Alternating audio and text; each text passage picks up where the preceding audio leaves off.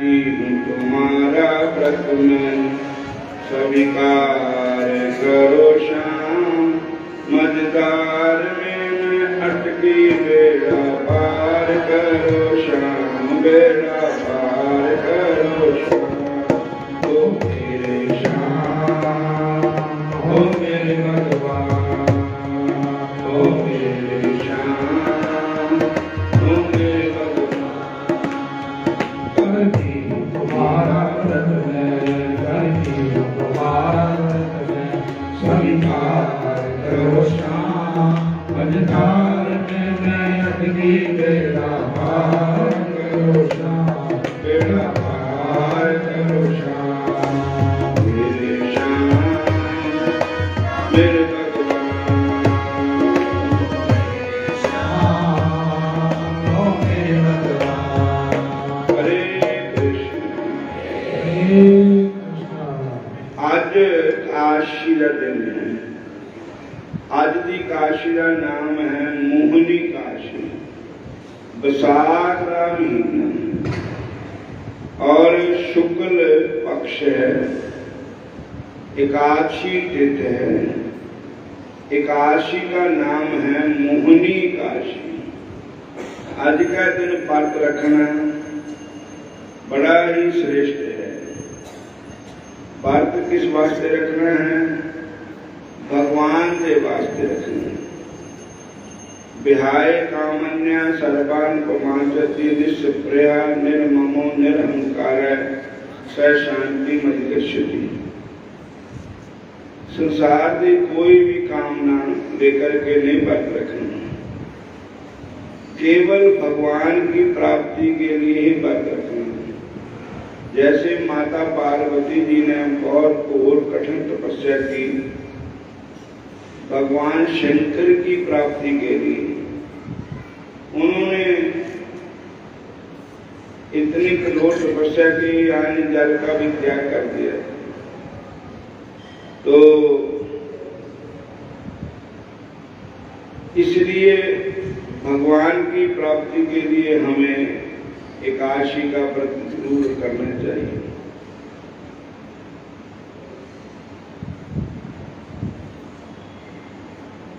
शास्त्र समूह कह रहे हैं कि मैं बार बार कह रहा हूं, अरे मानव मेरी बात सुन। एकादशी के दिन कभी भी अन्न मत खाना। महाराज युधिष्ठिर जी ने श्री कृष्ण भगवान से कहा, हे जनार्दन, बैसाख महीने की शुक्ल पक्ष की काशी का नाम एवं महात्म्य विस्तार पूर्ण वर्णन कीजिए। भगवान बोले, हे धर्म पुत्र, प्राचीन काल में त्रेता युग में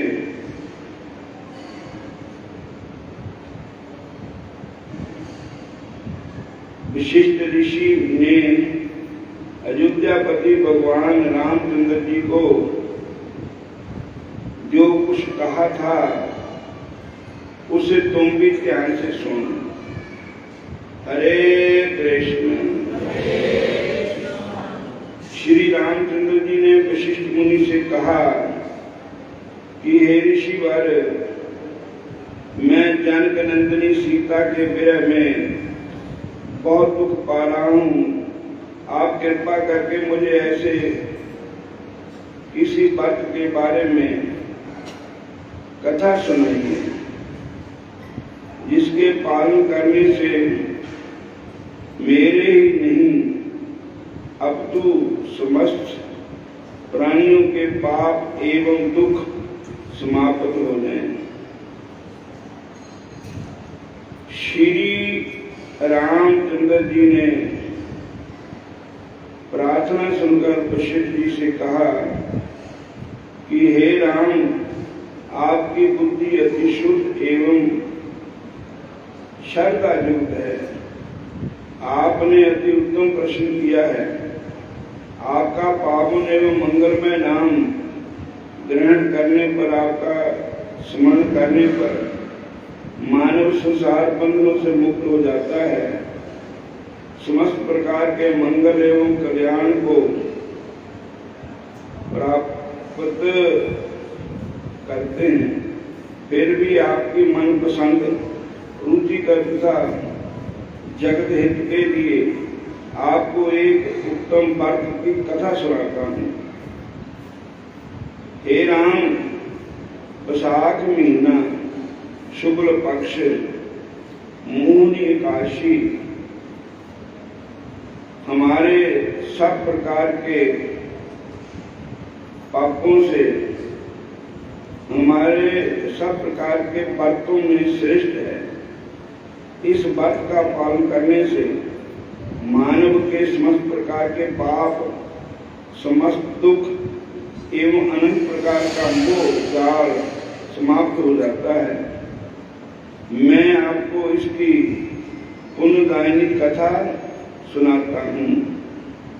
सबसे उत्तम जी हर की कथा, हर की कथा। सबसे उत्तम जी हर की कथा, हर की कथा। सबसे उत्तम जी हरि की कथा, हरि की कथा। सबसे उत्तम जी हर की कथा, हर की कथा। पवित्र सरस्वती नदी के किनारे पर भद्रावती नाम का एक नगर था। पांचुमान नाम का एक राजा भी रहता था। वे बहुत ही अच्छा था, धैर्यवान था, सत्य प्रतिज्ञा था, चंद्रवंशी था।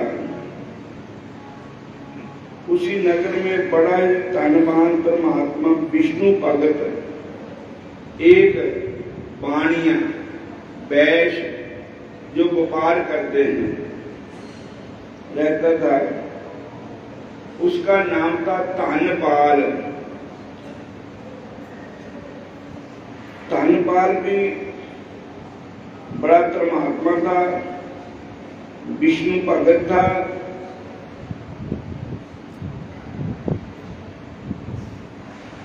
एक वैश्य था जिसका नाम धनपाल वैश्य ने जन सेवा के लिए जल का प्याऊ लगाया, कुआं लगाया, सरोवर लगाया, फूलों का बगीचा लगाया, फलों के बाग लगाए एवं चौड़े चौड़े रास्ते बनवाए, चिकित्सालय मतलब हॉस्पिटल बनाए, निःशुल्क विद्यालय बनाए,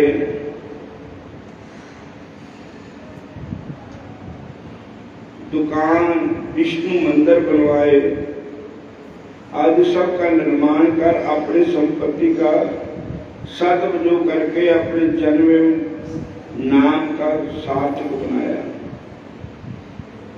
परहित परायण शांत स्वभाव था, भगवान विष्णु का भगत था, धर्मात्मा था। धनपाल वैश्य के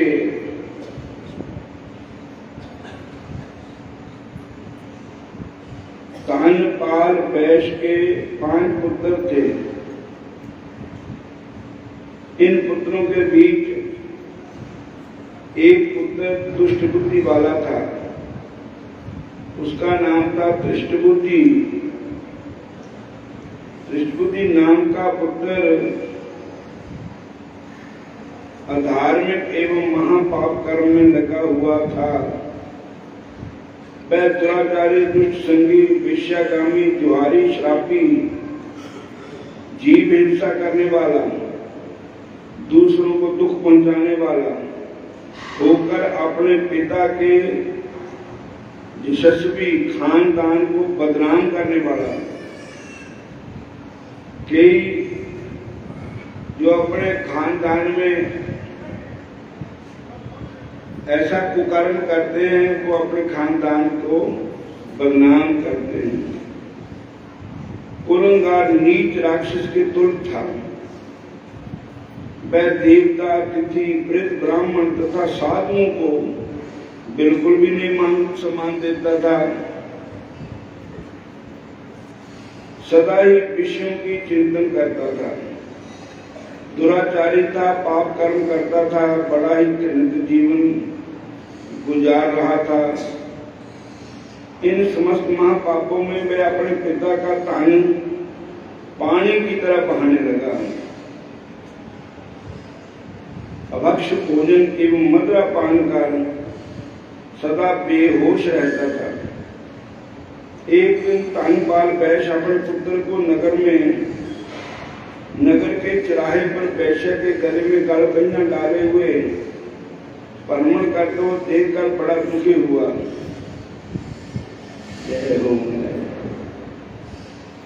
भलान के संत त्रिवेणी वाले आए हैं। देखो दोनों संतां दे दर्शन घर बैठे होए, इन्हों की उम्र 100 साल के ऊपर है, हो चुकी है और बहुत उच्च संत है, नाम जपण वाले।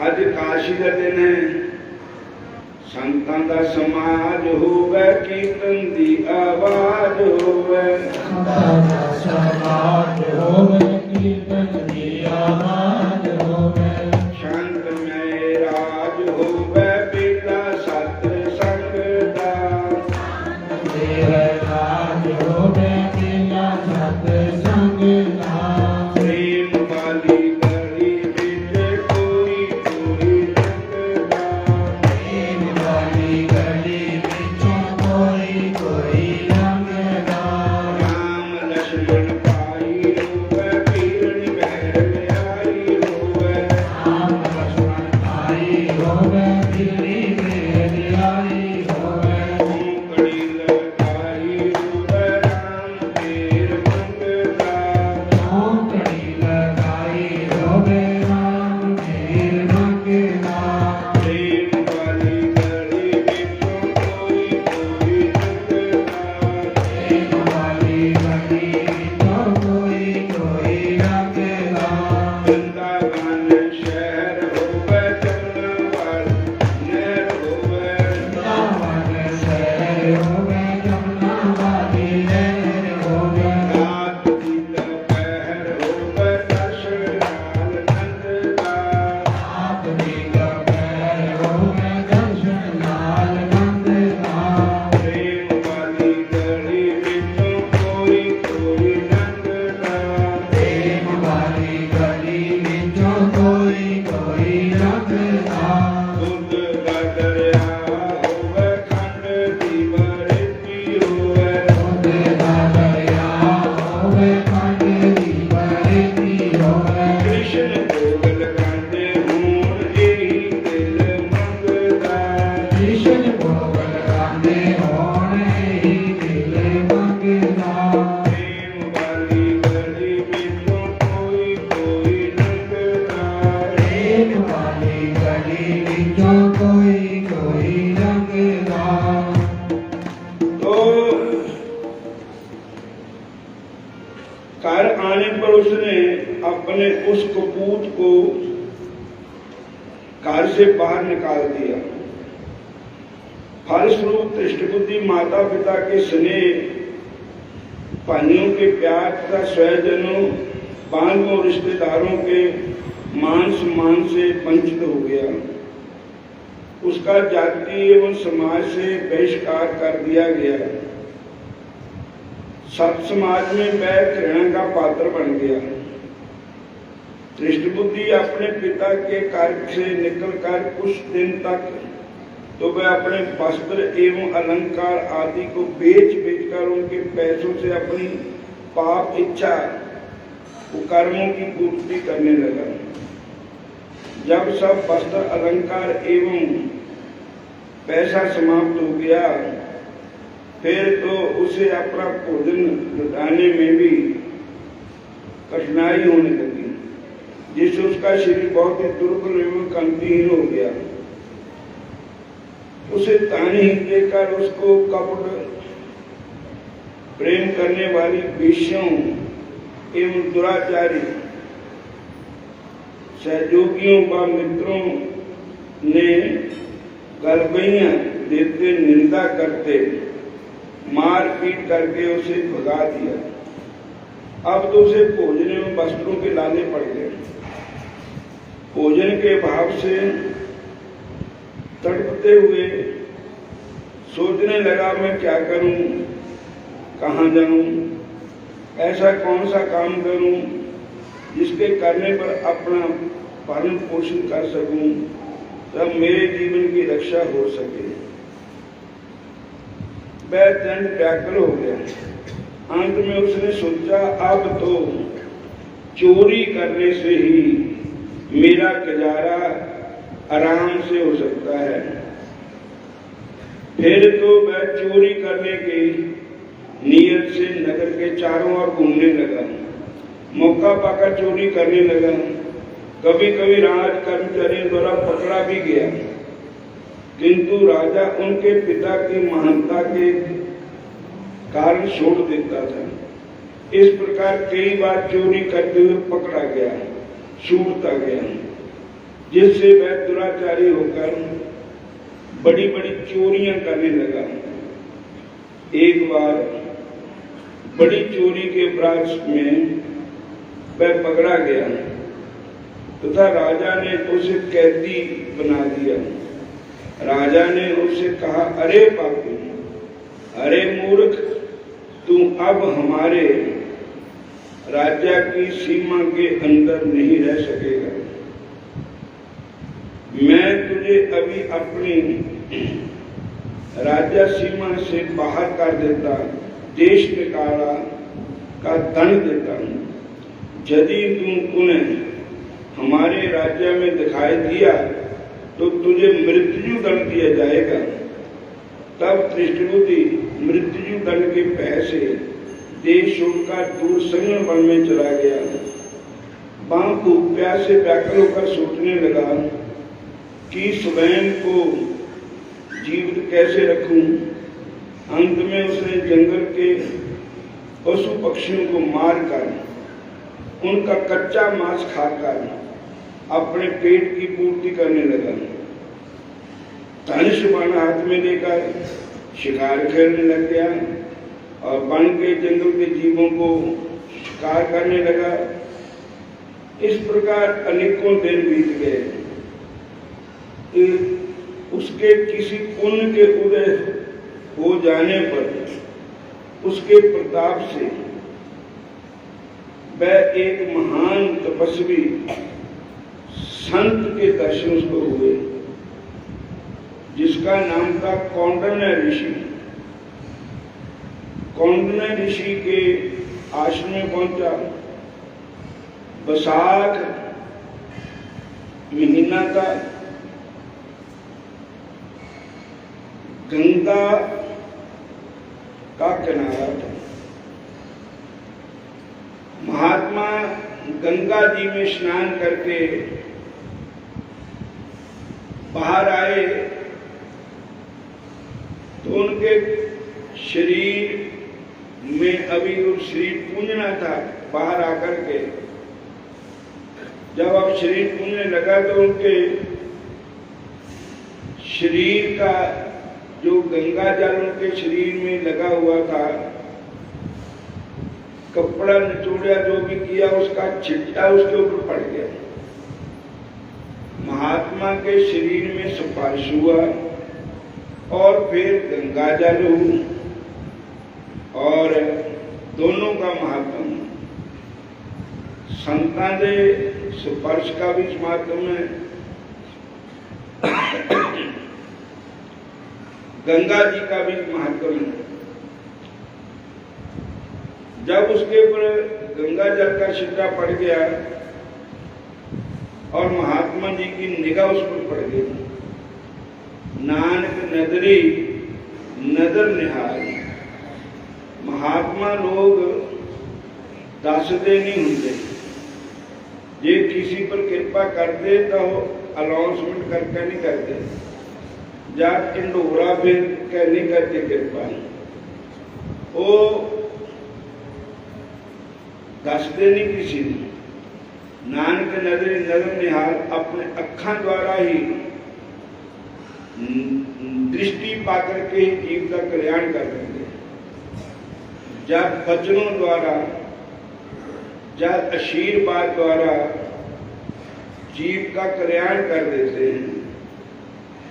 इसलिए कौंडिन्य ऋषि जी के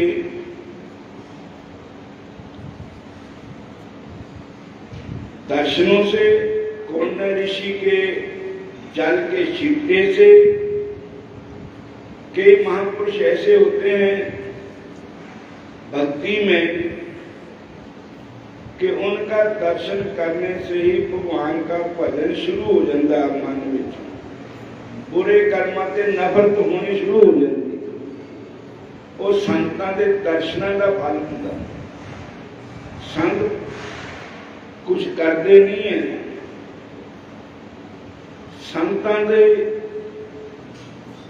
स्वभाव ही है जैसे सूर्य के चढ़ने से अंधेरा खत्म हो जाता है, ऐसे संत के दर्शन करने से सब पाप खत्म हो जाते हैं। बोलो हरे कृष्ण। कौंडिन्य ऋषि के आश्रम में पहुंचा। विशाख माह के गंगा स्नान के पश्चात वे ऋषि अपने आश्रम में वापस आ रहे थे।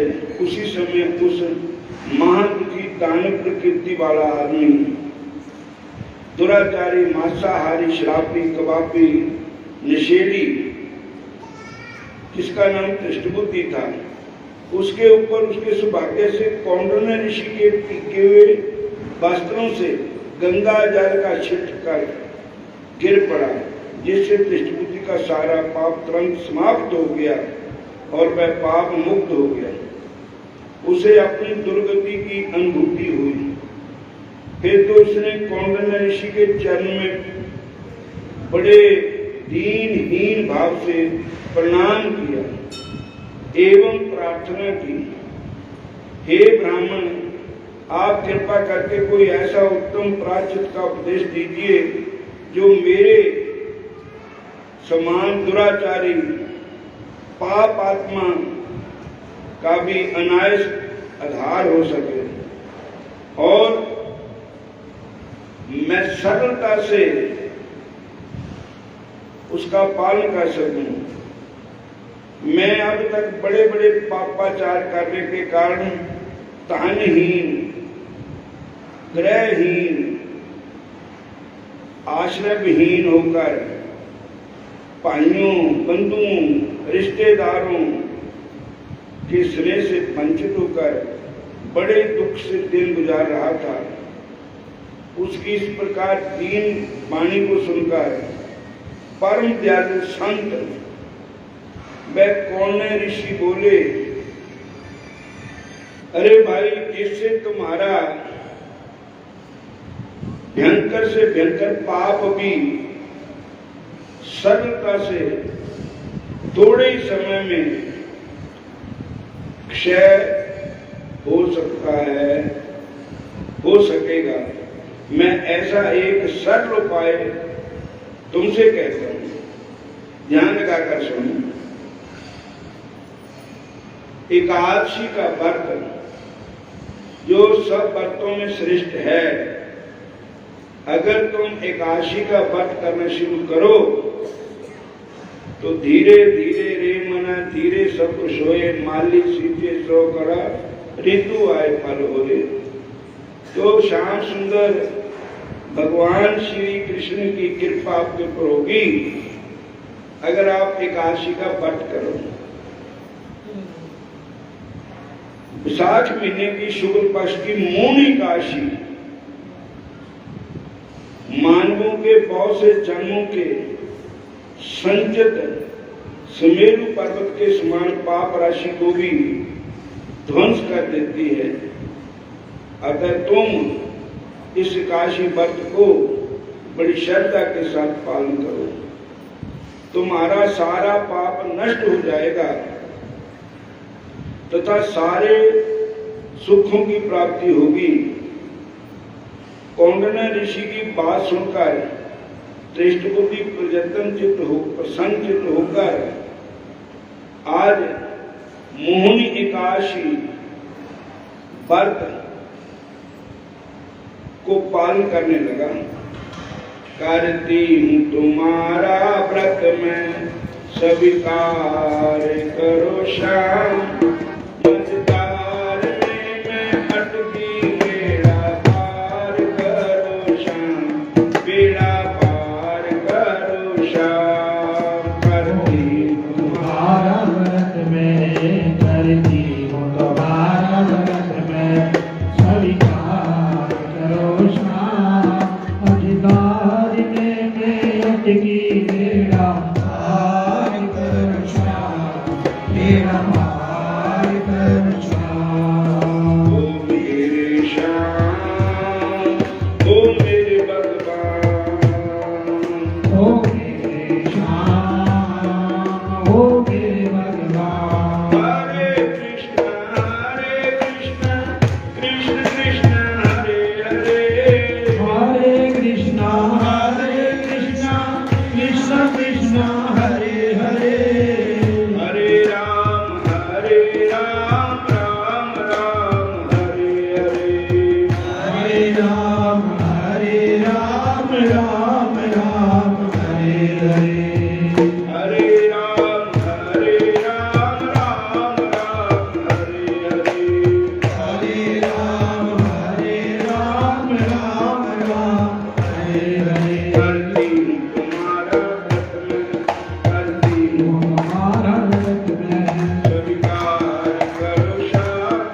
मझधार में मैं अटकी बेड़ा पार करो श्याम, बेड़ा पार करो श्याम।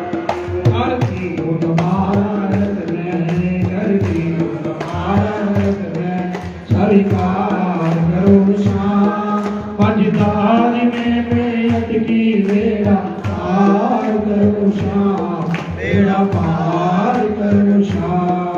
ओ मेरे श्याम, ओ मेरे भगवान, ओ मेरे श्याम, ओ मेरे भगवान, ओ मेरे श्याम, ओ मेरे भगवान। करती हूँ तुम्हारा व्रत में, करती हूँ स्वीकार करो श्याम। मझधार में मैं अटकी बेड़ा पार करो श्याम, बेड़ा पार करो श्याम।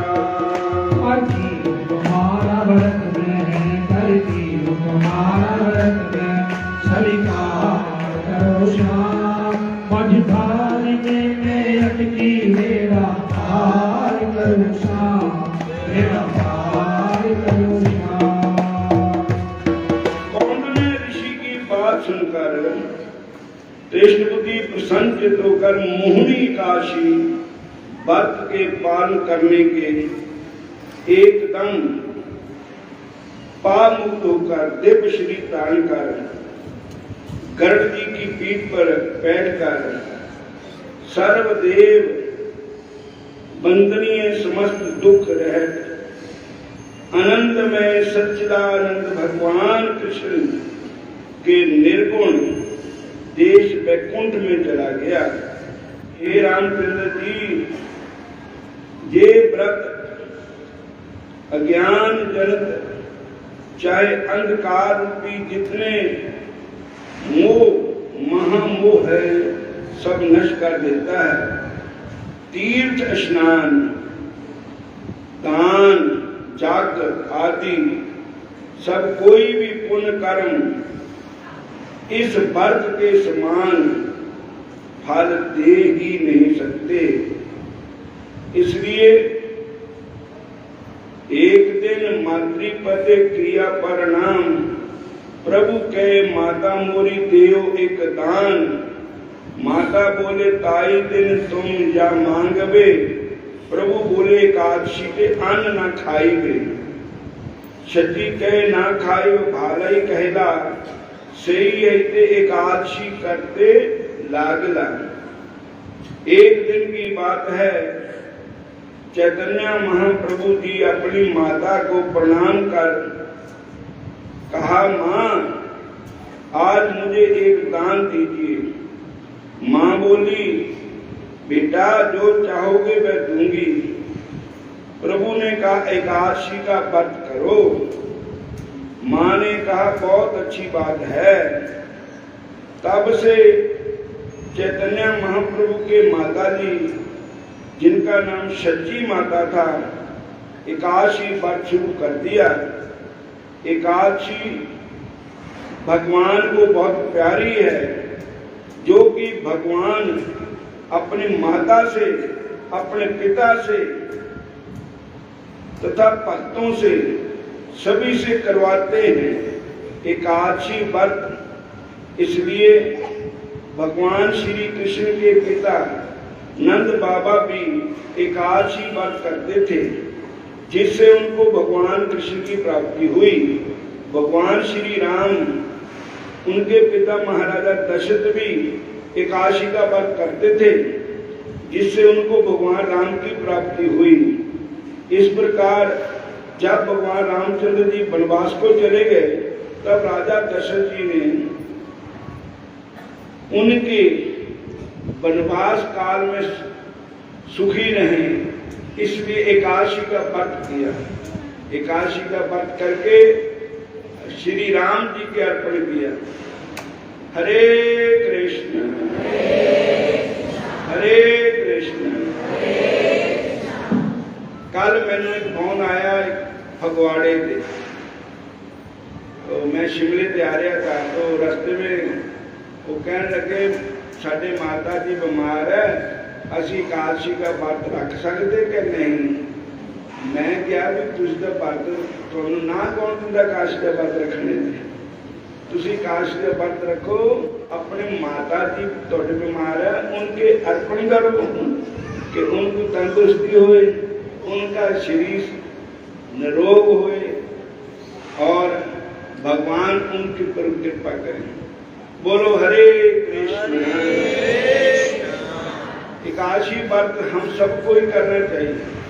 भगवान कृष्ण का उपदेश एक के लिए नहीं है, उपदेश भगवान का सब वर्णानो सांझा। उपदेश भगवान का सब वर्णानो सांझा। उपदेश भगवान का सब वर्णानो सांझा।